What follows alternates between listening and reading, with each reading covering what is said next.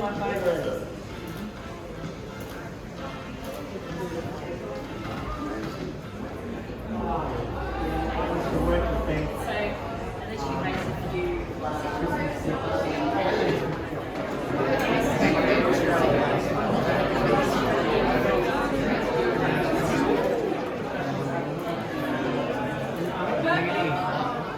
I'm Mon Schafter. I work at the ABC. I'm the content lead of ABC Queer. I worked at 7:30 for a while. Thank you. I've had the pleasure of interviewing Peter on a few occasions. I did a story on Peter and Bon for 7:30 when I was there that highlighted some of their remarkable achievements over the years, of which there are many, many, many, many. Before we get into it this evening, I'd like to acknowledge that we're on Aboriginal land, the land of the Gadigal people of the Eora Nation. Pay my respects to their elders, past, present and emerging, and it will always be their land. We are here tonight to watch something special, something that first aired 50 years ago on the ABC on a groundbreaking program called Chequerboard, and it was an episode about gay and lesbian couples. Peter was on it, as was his amazing late partner, Peter Bonsall-Boone. Together, they have achieved remarkable things for our community. I'd also like to acknowledge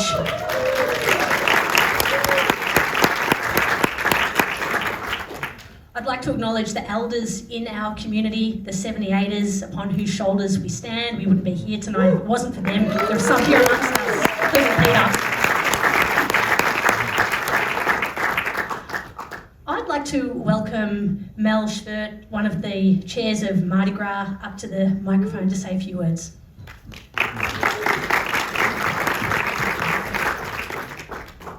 Thanks, Mon. And good evening, everybody. I am Mel Schafter. I'm one of the co-chairs of Sydney Gay Lesbian Mardi Gras, and my pronouns are she, her. On behalf of Mardi Gras and Sydney World Pride, we're very, very excited to be able to sponsor tonight and support Peter as much as we can. Sydney Mardi Gras is a not-for-profit charity founded on the strength, bravery and perseverance of our beloved 78ers, who paved the way we so gracefully walk today. The 78ers, one of which is Peter, who we have the honour of hearing from tonight, were amongst the first Australians to stand up and fight for LGBTIQA+ rights in a time of widespread institutionalised oppression and also discrimination. In 2023, we're celebrating 45 years since the cold June night in 1978 when this all began, and it's now known as the first Sydney Mardi Gras. Next year will be an incredibly monumental occasion as we welcome the world to our beautiful city for Sydney World Pride. We'll see members of our communities visiting from across the globe, interstate, and from regional New South Wales. They will all have different stories to tell, but one thing that really unites us is the flame that burns inside of us, that we strive for an equal world. One of those stories, which we have the privilege of seeing tonight, 50 years ago, Peter and Bon, they shared the first kiss between two gay men on national TV. And then they shared their story during a confronting and challenging interview. This, as we know, is a very courageous act, because at that time we could be imprisoned simply for being ourselves. It was the beginning of the representation in the media our community so desperately needed, and we still do today. As we know, it's always easier to be what we can see. At Sydney Mardi Gras, we never underestimate the value and the power of storytelling and representation have for our communities. Storytelling is essential because of its central role in human experience, culture, and history. It opens the doors for representation, conversation, and debate, which are all the foundations of real, meaningful change. Ahead of the festival next year, Sydney World Pride is recognising 45 influential figures from across Australia's diverse LGBTIQA+ communities as Rainbow Champions to commemorate the 45 years since that first Mardi Gras took place. You can see the necklace here that Peter's put up here for us to see. Each Rainbow Champion has been chosen for their contribution to Australia LGBTIQ+ communities and culture. Peter was one of the first people to receive such recognition, and I'm sure you all agree that he's a really worthy recipient.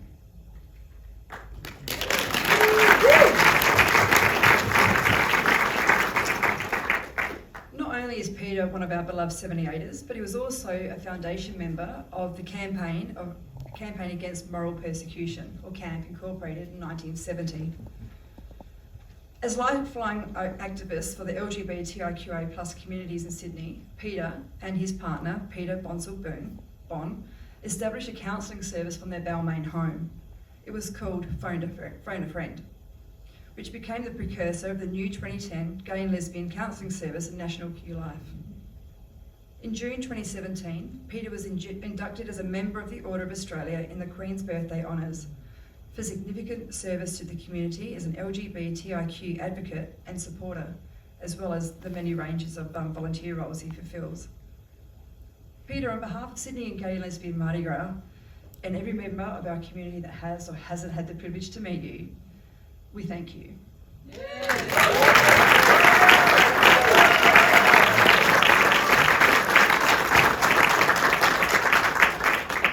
We thank you for your ongoing courage and willingness to share your stories with us, your fierce representation, your contribution to our communities, and of course our ongoing fight towards true equality. Thank you.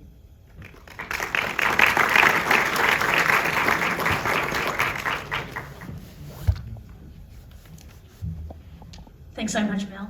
I'm wearing a couple of other hats tonight. I'm also here on behalf of ABC Pride at the ABC. Our incredible, inspiring chair and founder, Amanda Hatter, is unfortunately unwell, so couldn't be here tonight, but we've got the ABC Pride crew down the front here, and our co-chair, Matt. I'm also, outside of work and ABC stuff, the co-chair of 2010, the organisation in New South Wales that supports young LGBTQIA+ people, and we also owe everything to Peter and Bon as well. Some of the other achievements, of this incredibly inspiring couple. In 1973, they started the first volunteer-run gay support service at their own house. It was a telephone helpline called Phone a Friend. 50 years on, it's now called 2010/Gay and Lesbian Counselling Service, and nationally, it's known as Q Life, and it still exists. It started in their house in Balmain.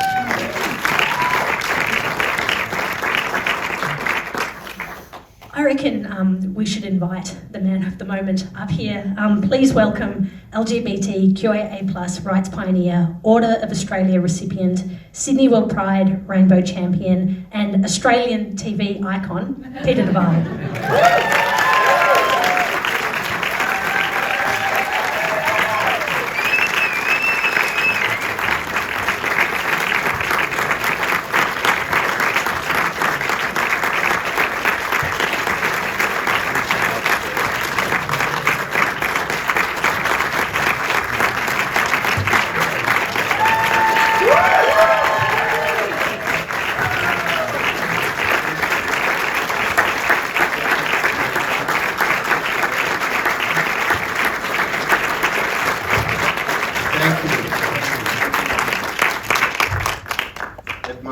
I need my spectacles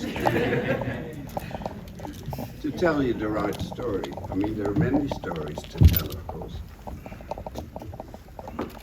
First of all, there's an apology from Mattison. I can't think of his first name. Jesse Mattison and Jenny Leon, who would have loved to have been here tonight, but they can't be. So I'm delighted to welcome you all.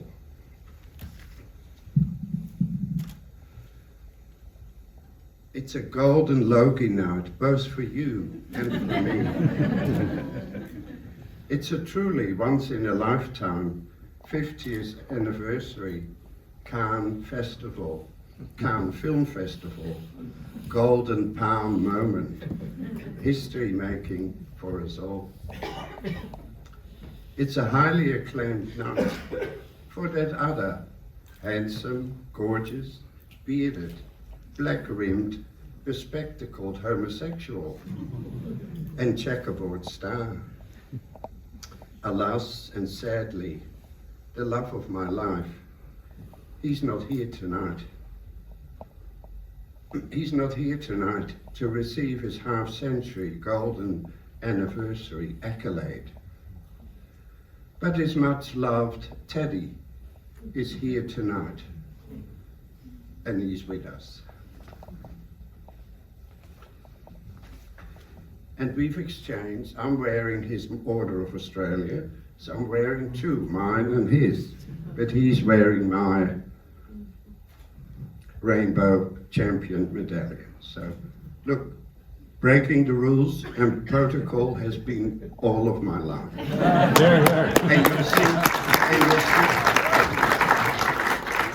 And you'll see one tonight. Well, probably more than one, anyway.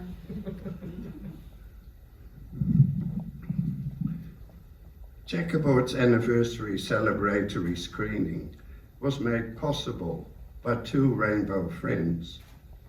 They gave it their all, for me and for you. A big hug and kisses to Anne-Marie Callahana and Paul Savage.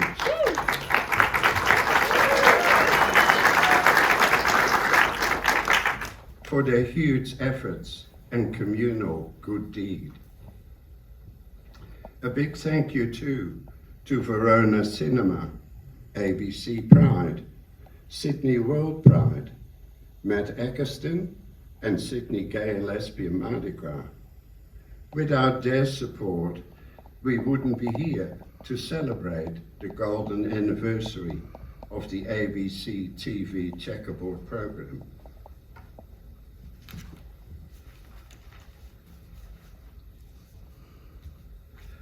I will read you a few snippets from our forthcoming book. This is a bit of a promo, you see. It's being written with the help and expertise of a Rainbow friend, and he's here tonight. Together we're creating a something from the heart about my life story. We're aiming to launch it on my 85th birthday, the middle of next year. So I hope you will all come.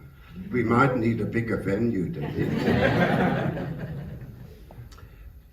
Now imagine you're at my 1972 Balmain house, where Chequerboard was filmed. We're in my then sparsely furnished dining room, which has traces of previous owners, full gloss pink everywhere. We're seated in front of a large black and white console TV. It's the same room where I hold my nowadays Chequerboard cuppers.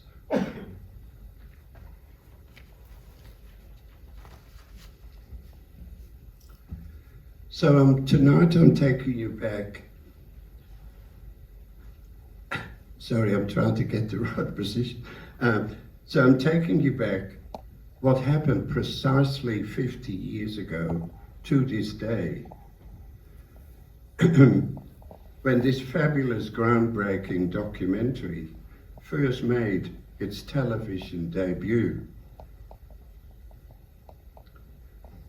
Steadily our nerves had climbed. We were anxious for a reason. A big worry on Bon's mind was his mum Wynne.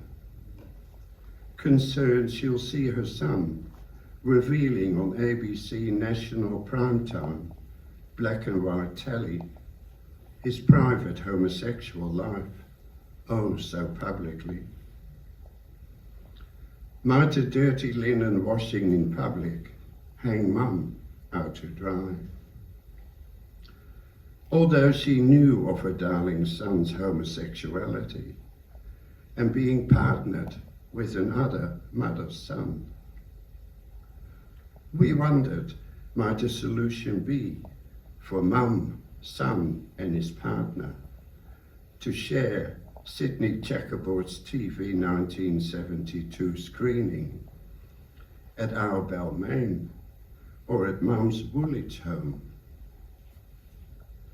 Alas, mum was adamant. Without giving us a reason, she said, no, that's not to be.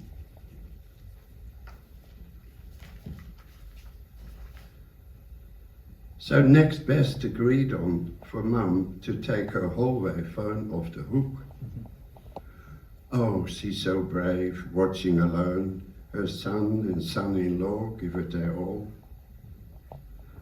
After the program's over, Bon told his mum, "Put your phone back on the hook and I will ring you right away." Now we're at Win's Wooley's house the same day. In many ways it'd been an ordinary day for Bon's mum Win. A bit of gardening, spoke with her Woolwich neighbour, renowned radio personality Phil Haldeman, did some washing, cooked dinner. After dinner, curtains are shut. She's seated in her comfy chair, pulled directly in front of her old-fashioned black and white console TV. Sadly, without company, just her comforting milk and one sugar cup of English breakfast tea. She, with some trepidations, awaited that revealing checkerboard moment. That moment precisely came at 8:30 p.m. Now we're back at our Balmain house, same night 50 years ago. Our Balmain home was crowded with a few. All especially us wondered how our escapade into Liberation Land was portrayed. Did Chequerboard's interviewer, Robin Hughes's intrusive personal questions survive? Oh, our questions list was long. Fleetingly, without words, Bon and I independently thought, why didn't Mum want to share this dawning moment in our lives' history? Is she okay?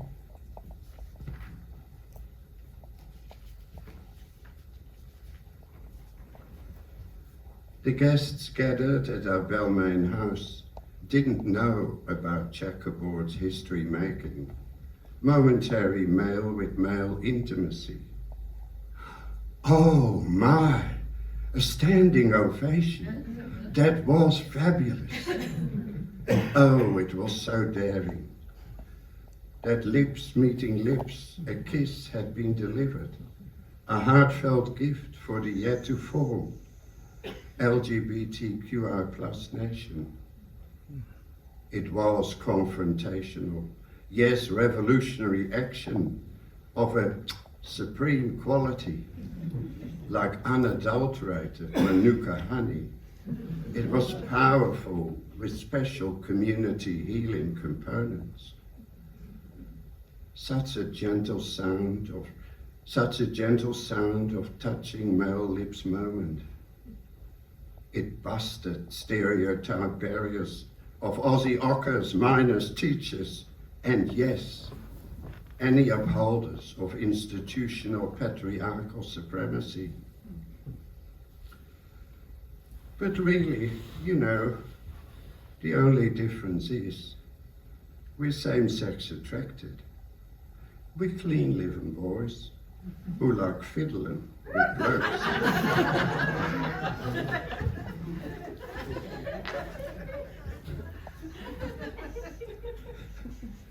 It's true.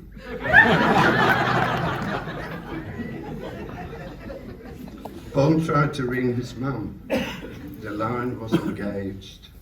Oh, and engaged.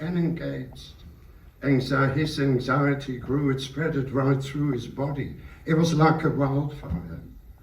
Oh, what has happened to my mum? Resolutely he said, I'll try once more, and if she doesn't answer, I will go and visit her. Bon approached our black bakelite hallway phone and dialed his mum once more. After the Chequerboard screening, I will tell you much, much more. But now, Maestro, let the 50th anniversary screening begin.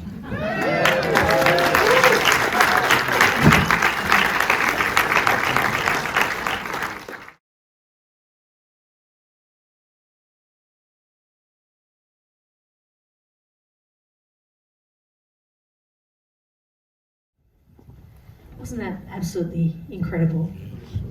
If anyone wants to light up a durry, I mean, I'm not a smoker, so yeah.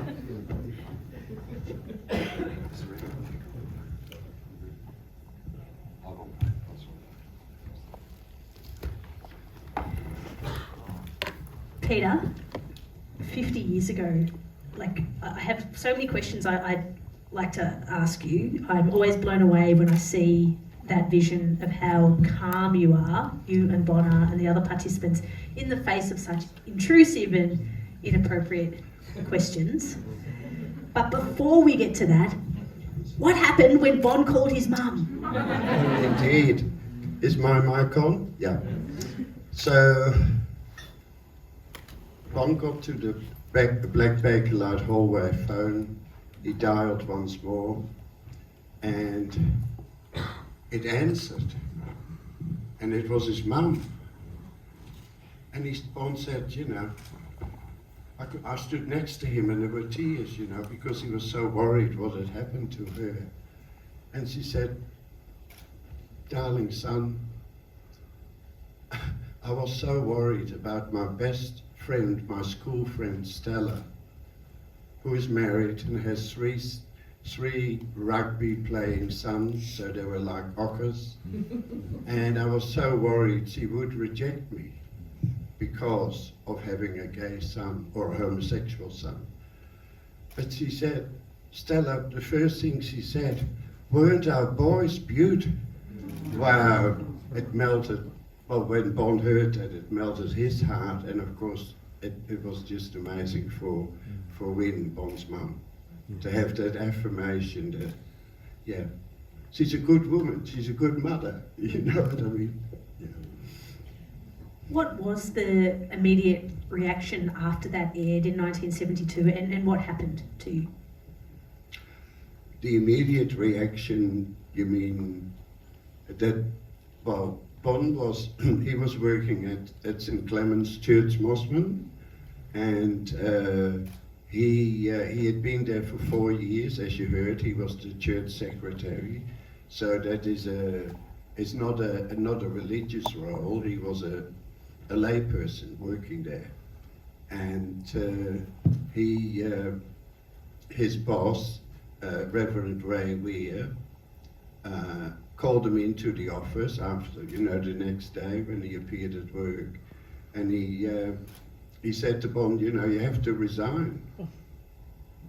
And, you know, Bon sort of hesitated, and eventually, well, he came home then. He didn't want to resign because he felt he hadn't done anything wrong.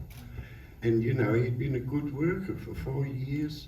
Ray Weir knew all about our relationship. He had told Ray we were going to go on Chequerboard, but you know, so Bon didn't resign. He came home and I said, of course you don't resign. You haven't done anything wrong. You just stood up for, you know, what's right. You want to live with the man you love, and you do. Well, let's keep going. You know what I mean? And so then a little bit later, Ray Weir recalled sometime later that the Saturday after the screening of the Chequerboard program, 4 Sydney Anglican Diocese bishops, they rang Ray Weir. Ray never told us what transpired, but we can only assume that those 4 bishops put a huge pressure on Ray Weir and basically said, you must get rid of this bugger, he's a troublemaker. You know, he's not conforming to Anglicanism as we understand it. So then they sacked him. And what happened to you? I was working at P&O Lines at the time, in Hunter Street, and before the program, there were, there is or there used to be a saying, P and O and O and F means poof. And P and O was full of P and O and O and F. And a lot of, prior to the program, we were really good friends. We used to go for whatever, walk or, just socialize in the office, morning tea. And of course, after the program, lots of them, they shun me because, if I associate with this poofter, I'll be labelled one. And they were, but they just were terrified in a way. So in 1972, homosexuality was illegal. It was punishable by 14 years in jail. Yeah. How were you approached to be part of this program, and why did you accept? There was a very large, quite a large ABC Chequerboard unit at the time, and they had heard about the Stonewall Inn riots in 1969, and there was quite a lot of talk within the unit that, homosexuality, there's such a mystique about it, or it was in those days, and we need to do something about it to lift that mystique, to lift the veil, so to speak. And so they'd been wanting to do it for a long time, but until camp was founded in 1970, so that's a year after the Stonewall Inn riots, the ABC or the Chequerboard unit didn't have anywhere to go to try and recruit people. So eventually, when camp was established in Darling Street, 393 Darling Street, and Priscilla Tambone, the researcher at the unit, she came at a Saturday night party, which we had to have every Saturday to raise $100 a week. That's how we were able to live there. And the parties were just wonderful. Haven't got time to go into that. So Priscilla came and she asked, various people, and eventually, sort of tapped us on the shoulder and said, would you be interested? And Bon and I, ever since we became a couple in 66, there were times we, would say to each other and give each other a hug. It just felt awful because, we were so isolated, and we felt, we were criminals just for doing, something that was natural for us. And, so there was all this feeling of, hopefully one day, there'll be an organization we can join. So in September 1970, there was a first article by John Ware, the co-founder, big article in the Australian newspaper, and it said, he and the co-founder, Christabel Pole, they had formed an organization called CAMP, Campaign Against More Pollution. And as soon as we saw that article, Bon being the typist, as you saw, he wrote a letter off to John, and we got a letter back in 10 days and said, yeah, we'd love to have you. Yeah, wonderful to have you as members. So it was like a manna from heaven for us, reading that newspaper article.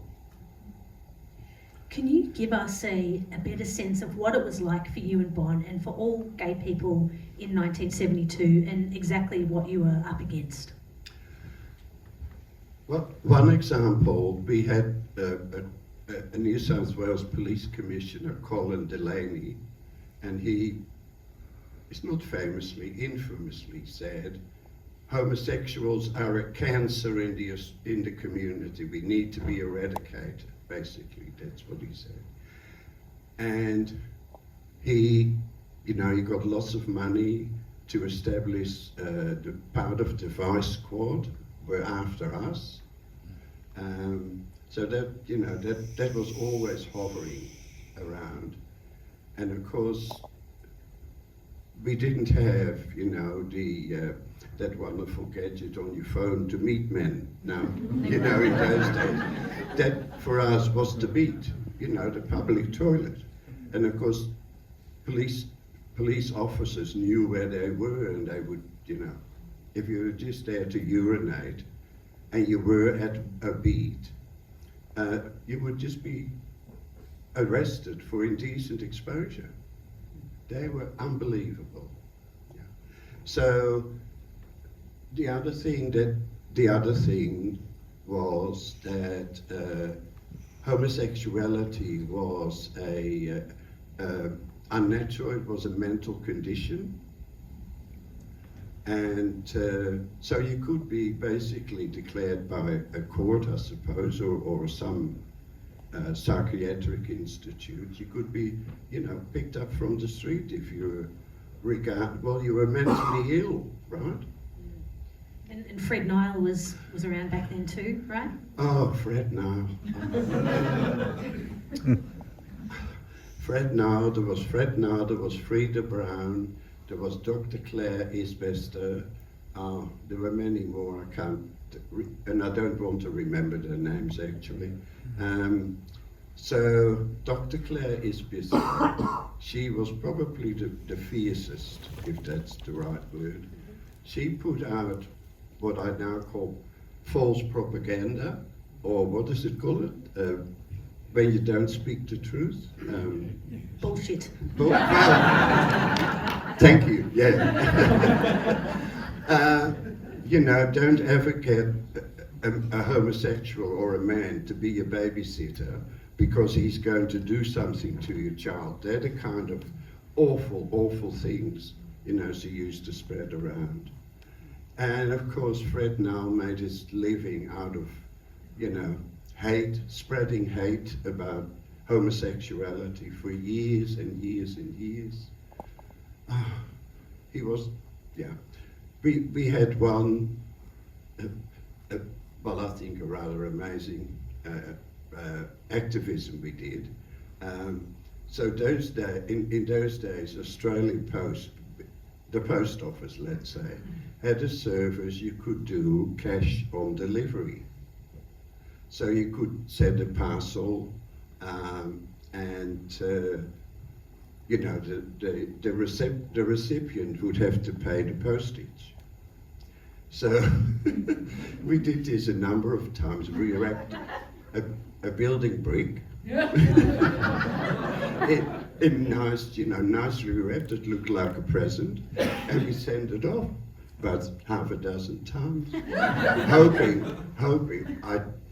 that it would, you know, take all the money they got, right, and bankrupt them. Cheeky. Yeah, of course. As I said, you were so calm in the face of some really intrusive questions. What was it like for you being interviewed by Robin Hughes?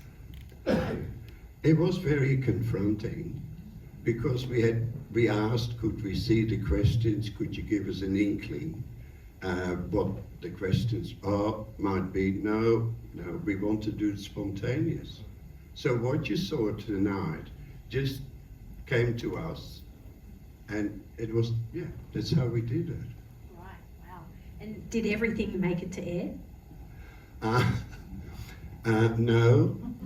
So you saw Jeffrey Daniels, so what was he, the executive producer, I think? So the final, is it called the final print before it goes to air? Cut. The final cut, okay.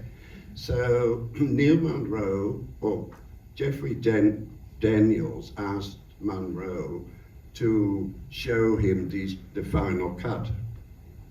So they were watching it together, and Jeffrey didn't say much until it came to the question, what do you two do in bed, to us? And one of the answers was masturbation. And Jeffrey said, no, we can't have that in the program. So That never made it to air.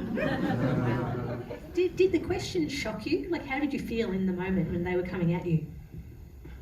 Look, all of it was really confronting. Look, when I look at even tonight, I think, how did we manage this? I have no idea.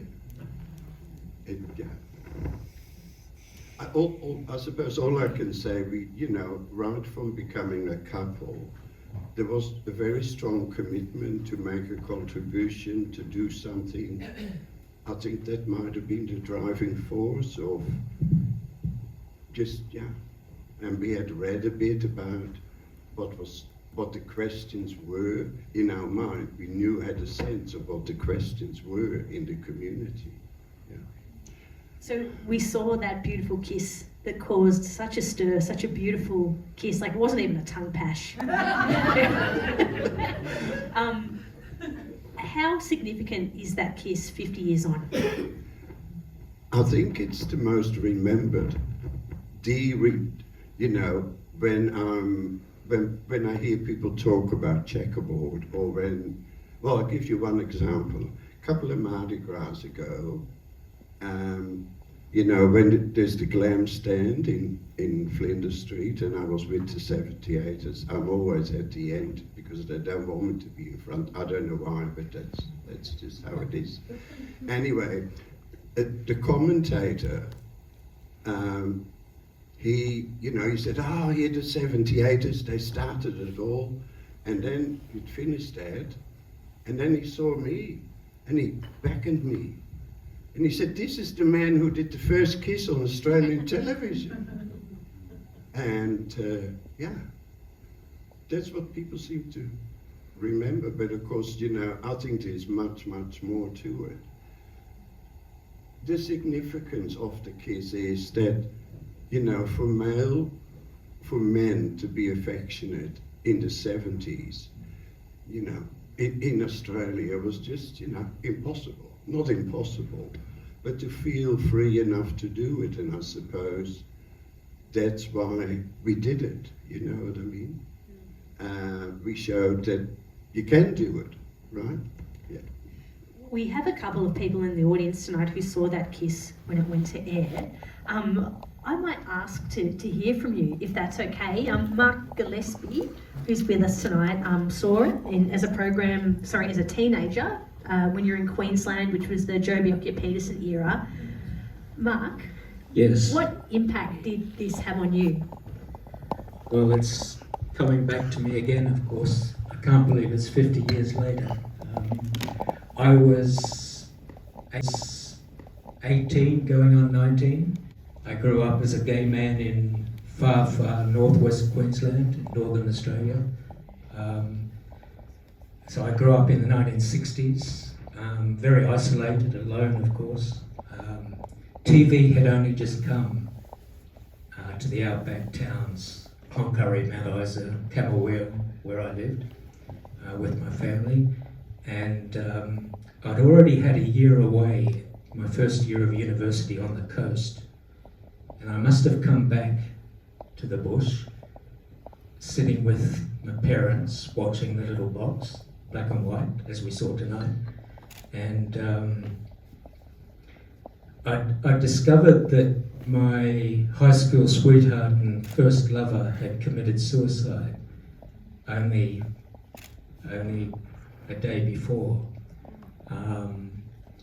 And I just could not believe, like it still gives me an electric sort of feeling now as I think about it, to find that, and this is why I pay so much tribute to all four people who are in that program, and to the ABC for the courage, the guts, to be able to, release a program like that reached me so far away. If ever the national broadcaster, should be tasked with, public information to all the corners of our continent, our nation, that program says it all to me. So I've got nothing but admiration, and it was so in-depth. I'd never seen, like, gay people were supposed to be morally corrupt. I found that, I've always hated the word normal, but I just found these people are intelligent. Can gay people actually be like this? Do I also have a right to be different? We were given no chance to be different growing up in the bush as I did, So yeah, it really had an impact, and as I say, it's coming back to me now. And can I add, and of course Mark, only 6 years later, he was in the first Mardi Gras parade in Darlinghurst. Yeah, wow. And I've just realised watching that tonight now, that courage that I saw on the screen in black and white gave me the courage in the first Mardi Gras to stand up and say, hey, look, we've got a right to exist and we're going to fight back. We're not going to let the police or anyone put us down anymore. And so I can see a connection, Peter, between that program and me being at the first Mardi Gras. And I didn't realise it until now. Thank you. Thanks so much, Mark. Ian, where were you when you saw it and what impact did it have on you? Hello everyone, how are you doing? Can I just acknowledge Peter and Bon? We really do stand on the shoulders of giants. Honestly, I was 7 years old when I saw that program, and I'm sure my memory of the moment has been embellished because it's obviously 50 years time. But I grew up in a very, very I grew up in the 70s, obviously, but I grew up in a very racist, misogynistic, homophobic household. And I do remember, probably doesn't mean much to anyone else, but I remember sitting there next to my dad. We were watching the TV, not knowing what I was watching. I was just watching TV. I was a 7-year-old. And then Bon comes in and kisses Peter on the head. And I was like, oh, that's what I do. Because my best friend Barry Riley, who was my neighbour, we used to kiss behind the garage and in the front room. And I was like, oh, that's... And even though I couldn't connect with the words and what they meant, but I thought, oh, this is my tribe, this is my community. I was like, oh, I get this now, But, as I said, I grew up in the 70s and my dad was sat beside me, and I'll never forget, and I'm going to use the language that my dad used because it takes us back to the 70s. My dad said, oh, those fucking queers make my skin creep. And also, it was also in that moment I went, oh, this is best to be kept quiet. But it was just one of those incredible moments. So I think, how do you express that? I was a 7-year-old kid, and this is the moment that I realised I was very different and I was very fortunate. I love being gay. It really is my superpower, and I like it. It's because of people such as Peter and Bon who have demonstrated just being yourself and being normal and just being who you are is okay. I thank you, Peter. I love you. I love Bon. I love the memory of yours.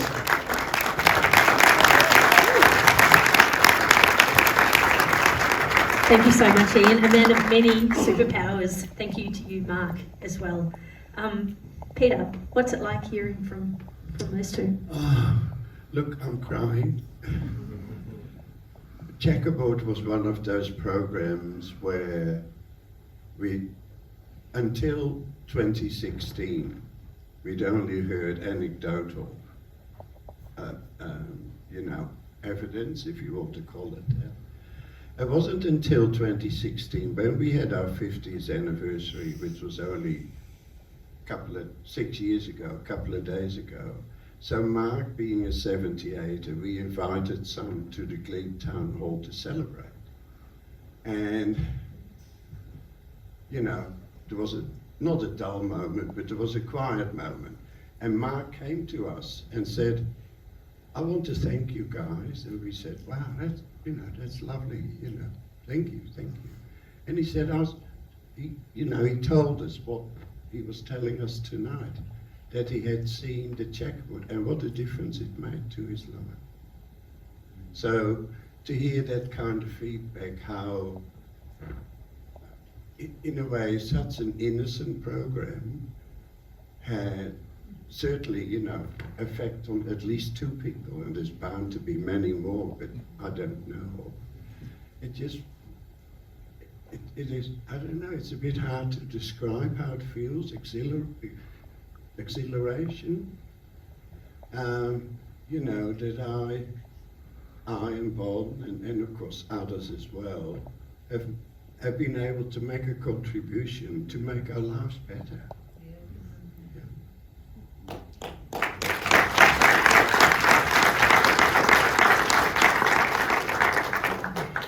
You've been around for 84 years, still as handsome as Bond described you as in 1972. Thank you, Bob. And you've seen a lot in this time. What advice do you have for the younger generation of queer people coming through? I think the first thing is obviously there's still a lot to be done. And of course one very burning issue is transsexual people, intersex people nowadays. They really have a hard time.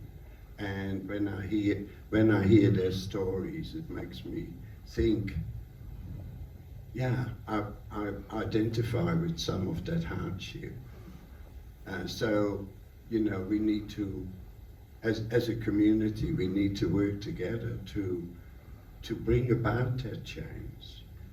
Because when you're an activist on the front line, so to speak, or in your home, it can be a very lonely experience. And to have some allies in your life, and in our case, because we are many nowadays compared to 1970, you know, I can be an ally for those people, and it makes the task easier. You know, there's strength in numbers, basically. So that's one we need to make or help those changes come about. After the marriage equality campaign, I realized that there are pockets of disparity, as I call them, and they're mainly in Western Sydney. So there are people who are from different ethnic backgrounds, different family structures, all that kind of things. And in a general sense, those people live lives that Bon and I lived 30 years ago. But the dichotomy is that they have, for example, they can get married. But do they feel free enough? Do they feel, if they do get married, will they lose their family? For these people, the family is a really, a very, very important unit to be part of. Vice versa, you know what I mean? For parents as well as for children. So can they actually, do they feel free enough to take advantage of the changes that have been made? And, for men, of course, men, they're no longer criminals. So, but again, do they feel strong enough, free enough in their mind to engage into sexual activity with men? So, if I look at my life in the West, I'm so privileged. All the resources are here. Maybe we need to think of moving some resources out there. Because, often, if you have, for example, some room somewhere they can go to, to meet, all those kind of things. A place they can sort of temporarily call home, like the camp center was for many. So that those things. Of course, there's the people in Australia. We still have many people who live in country areas, and I think they're similarly disadvantaged to the pockets of disparity. They don't have access to the resources. Yes, you can get it on Zoom and all that, but it's different to be somewhere and feel you're part of a community, and you can just be yourself. I think probably to my mind the most worrying part is the rise of right-wing forces in the world. You know, if you look at countries like, well, some European countries, the last 5-6 years they've gone backwards. You know, in Italy, having elected just now what I call a fascist is appalling. But in our community, because we're still statistically a minority, we are the first that right-wing forces, fascists and all that, will hone into. Because they have what I describe, a little box, and we don't fit in their box. And I think what we've achieved over the last 50 years, we've broadened that box. You know, lots of us fit in that new box, which is more inclusive. So, another example, I think people here should remember that in 1930, Berlin was an absolute, it was a mecca, it was a haven. You know, the arts were there were perhaps not the men and women weren't as liberated as we are now, but there were really strong bits of it. You know, in 1,000 days, 3 years, that changed. That quickly it changed. And you know, that's when Hitler came with the Nazis. And, yeah. So what I'm saying is, in many ways, Australia has been slow, like the good things which happened already, like marriage and law reform, you know, happened way before it happened here. So Australia in general, I think, or feel, is slower in adopting the good things, but also the bad things. It takes time. But, you know, to hear, I think it was an Asia report that there were how many groups under surveillance, right wing? Oh, many.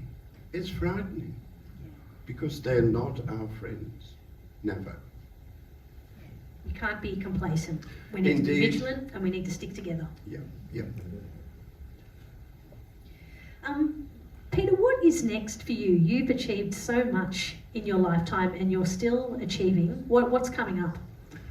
Well, writing the book is one thing. Look, that's probably the main thing. I still get asked to do talks, which I love to do. Recently I was involved with some filming that's going to be done or going to be on the screen next year. You're not allowed to talk about it? Well, initially, yeah, okay. You think I should? I'll say Queer Australia, right? Queer Show Australia. on the ABC. Yeah. Queer history. You're in it. Yeah. Probably wasn't supposed to say it, but And the most touching thing for me about that program was, well, to be interviewed, that was good. But look, when I first got the request, and this might sound a bit awful or whatever, and I thought, oh, a bit old hat, you know, I've told this story so often. And then, but they want you to do or tell the story about you've documented of 2 Dutch sailors who were shipwrecked in 1727 on the West Australian coast. And that's the first documented case on Australian soil of sodomy. And, you know, I found the ship's log and it's an absolutely tragic, I mean, it's a long story, but these 2 sailors, they were tried by the ship's council which had formed on the land. And they wouldn't confess. And of course they wouldn't. I mean, they didn't do anything wrong, you know what I mean? And so what they did, the ship's council put burning fuses between all their fingers. And that was torture. And they still wouldn't confess. So then they decided to put them in, row them out and drop them off separately at 2 small atolls without water, without anything. So they're the first martyrs on Australian soil. Wow. And I had to do this, I had to do a voiceover in Dutch, in reading from the old ship's log. Anyway, it took a long time to get into it, because I wanted to do justice and tell their story, and I wanted to have the right intonation, but there were all these, it was old Dutch, and it had sentences, God, 50 words long with no punctuation, and there were words there, I thought, what on earth does that mean? Anyway, but I did it, so. Yeah. So it's a program called Queer Australia that'll be on the ABC sometime around World Pride next year, and it's hosted by Zoe Coombs-Marr, who's a fantastic member of our community. I know we have to be out of the venue in about 10 minutes. Have we got time for a couple of questions, or should we continue on at the Béchamp down the road? I think we actually have to forget the princess, but if you want to announce that we're heading on. Yes. Yeah. Okay, cool. We are going to move down to the Béchamp. Is that how you say it? Beecham. Here's me trying to sound all fancy, just stuffed it up. So we're going to the Beecham down the road. And Peter would be delighted if you'd come with us and to continue the conversation there. Thank you everyone for attending this evening. Thank you Paul and Marie, Sydney World Pride, the folks from the cinema for putting this on. Thanks ABC Pride crew down the front. Thank you so much, our pioneer, our icon, Peter de Waal. We also have you'll have seen a collage on the way in. We'll be taking that down with us if you want to write a message on the back of it, but please give it up for both the wonderful Mon Schaffer and the man of the moment, Peter de Waal.